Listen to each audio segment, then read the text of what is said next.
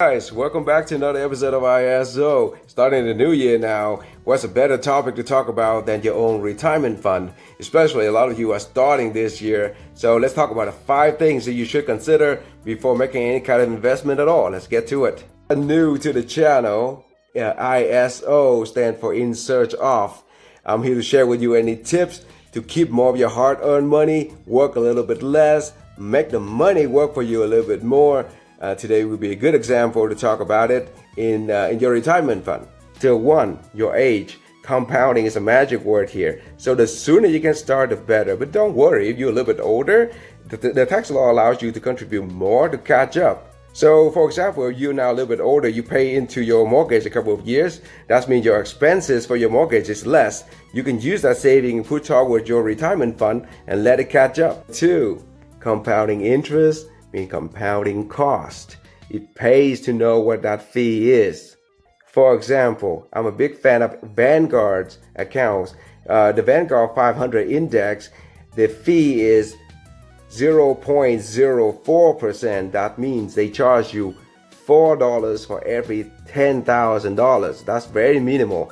That fee may seem minimal to you, but as your account grows, over the years, imagine you compound for 30 years and it grow up to, like, let's say $1 million. That's a lot of fees. So the lowest fee you can keep it, the better. 3 would be your risk tolerance. This has a lot to do with your age. If you're a little bit younger, you have a little bit more time to make mistake, to tolerate a little bit of loss, but you have a longer time to gain. Overall, the market always go up.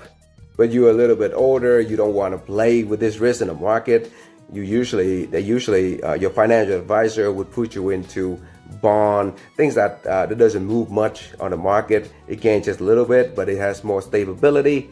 Or how lazy you're going to be, or how involved you're going to be in this retirement fund, managing this retirement fund. There are 2 ways you can do it. 1, you can pay a financial advisor or a financial service who is going to get paid no matter what. Even if the market go up or down, that service gets paid no matter what.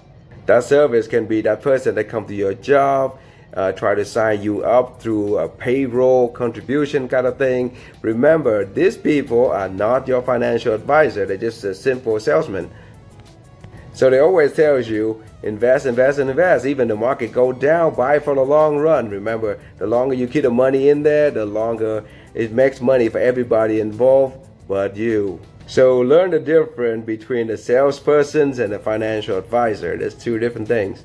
And the second way to go about this is to do yourself. If you enjoy reading the financial earning report, which can be boring and dry, I know, but if you learn how to read the PE ratio and pick the individual stock yourself, you have the luxury to support the companies that you actually enjoy, their business, the mission that they support, how they treat their employees. For example, I shop at Costco. I like what Costco is doing to their employees. I buy their stock, support them to get bigger and better. Whereas other investors treat their employee crappy, and then I don't support them. But that's like a little bit of financial education. If you don't want to go through that, and then pay a financial advisor. They will make sure that that you stay on top of it. Don't just give them money, forget about it. Review it every quarter, every year, so you know how to plan it going forward. Remember, at the end of the day, it is your retirement fund, so you will be the one have the best interest in it. So keep check on it, keep an eye on it, make sure that you're going to meet your goal at the end of the quarter, the year, however it is. For example, one of my retirement fund, I choose to do the allocation myself. I didn't do the trade the stock myself. I just changed my allocation in it, and then watch 2020, I gained over 31%. So it really pays you to pay attention to it, because I was looking at it, and over the past 2-3 years, it didn't grow as much as I want. So I changed the allocation myself, learning about what company in each portfolio, and then change it myself, and that helps the growth a little bit more than just relying on that person that I speak with at the beginning of the year whenever you call that person to place the trade or change the allocation for you. 5 is how much you're willing to contribute to this account.